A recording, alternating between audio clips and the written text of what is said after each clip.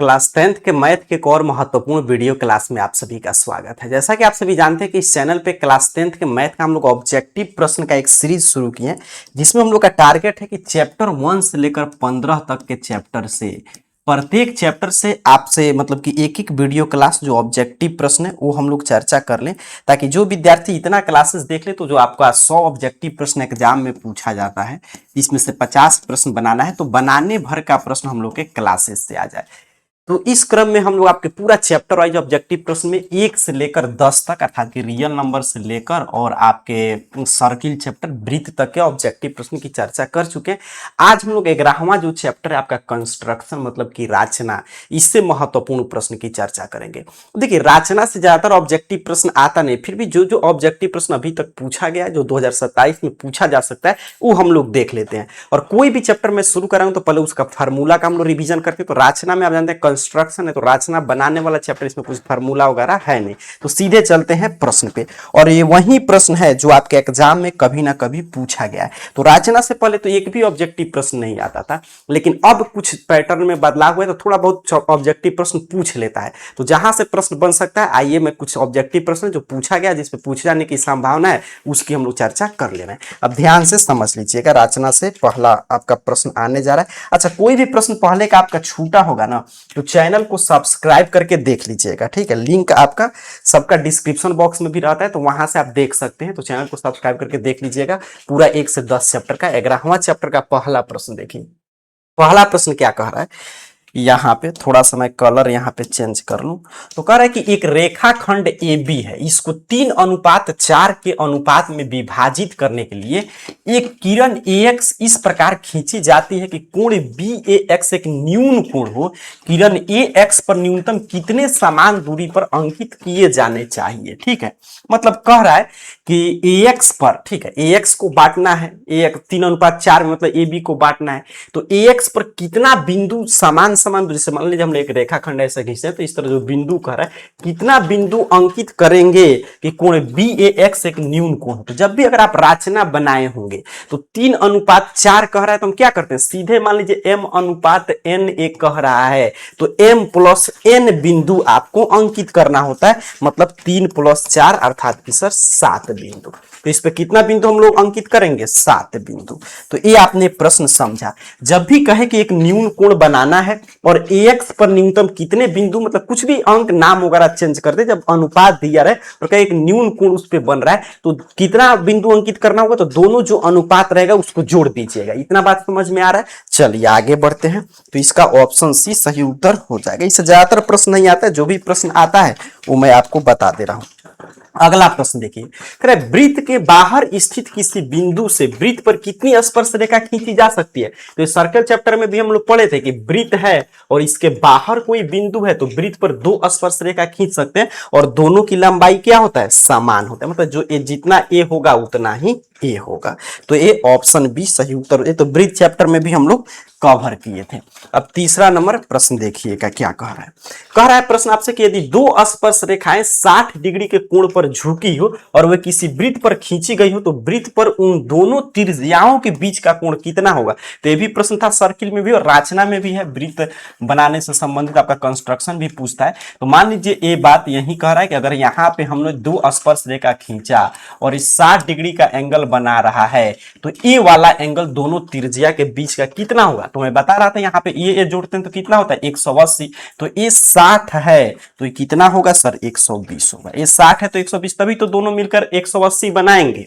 या 360 वाला भी कॉन्सेप्ट लगा सकते हैं कि ये 60 है, ये 90, तो ये तीनों जोड़कर और 360 में से घटाइए। तो फिलहाल ऑप्शन सी सही उत्तर है। चलिए आगे बढ़ते हैं। चौथा नंबर प्रश्न देख लेते हैं।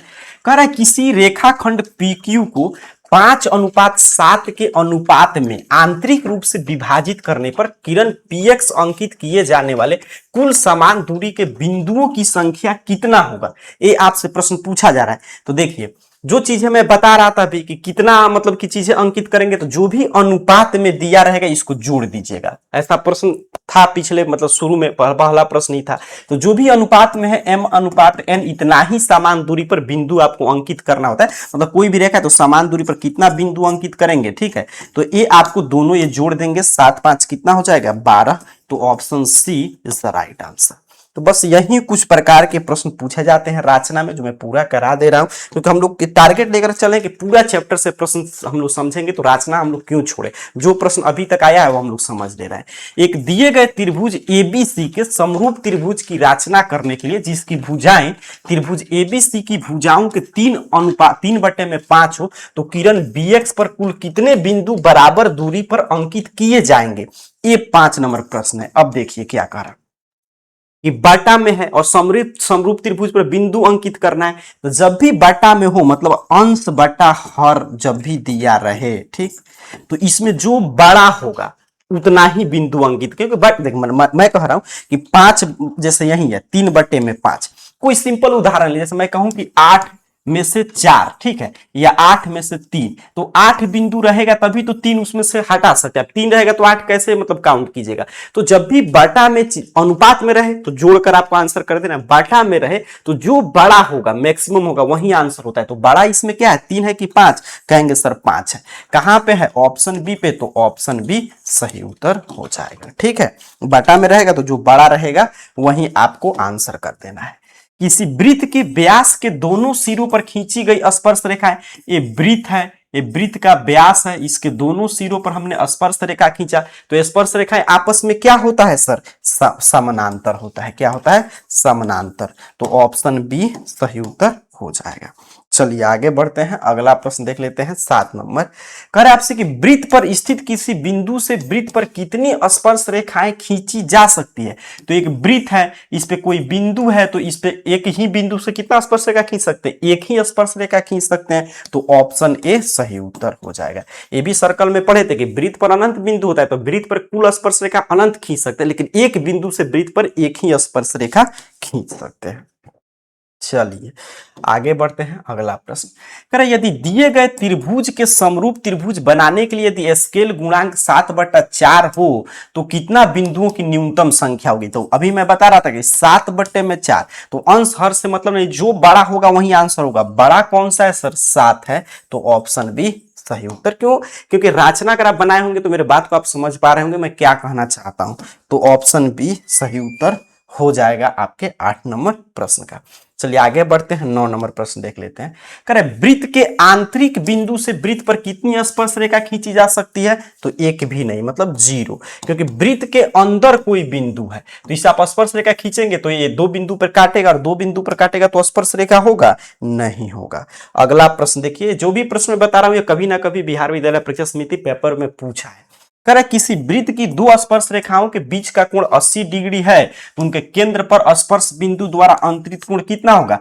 मतलब कह रहा है कि फिर वही चीज है कि स्पर्श रेखा के बीच का कोण 80 डिग्री है, तो इसके बीच का जो यहाँ पे केंद्र है यहाँ पे कितना एंगल बनाएगा। तो अभी हम लोग चर्चा कर रहे थे कि ये दोनों 180 होता है, तो कितना बनाएगा? 100। कितना बनाएगा सर? 100। तो ऑप्शन बी सही उत्तर हो जाएगा। तो यही 10 टाइप का प्रश्न आपके रचना से पूछा जाता है, ज्यादातर प्रश्न रहता नहीं, मैंने करा दिया। अगले चैप्टर में मिलेंगे तो आपका जो इसके आगे है वृत्त से संबंधित क्षेत्रफल, उससे महत्वपूर्ण ऑब्जेक्टिव प्रश्न की चर्चा करेंगे।